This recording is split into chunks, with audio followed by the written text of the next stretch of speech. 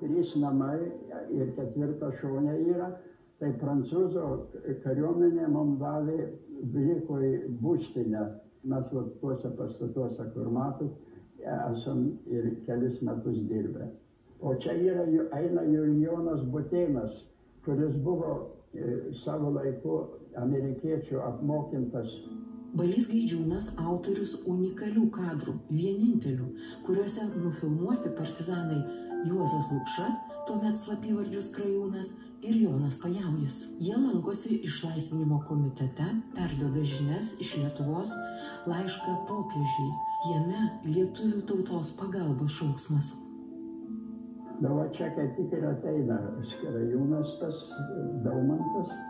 Abu su baltais lietpalčiais. Jau sakau, gestapininkam tai visokiam tai jau geriausias pavyzdys, kad sutiksit, kur su baltais ir galite areštuoti. Ir čia jie eina Skrupavičių. Juozas Lukša tapo partizanų ambasadoriumi užsienyje. 4 metus gyveno Paryžiuje. Čia įglobojo Lietuvos diplomatijos pasiuntinys Prancūzijoje Stasys Antanas Bačkis ir jo žmona Ona.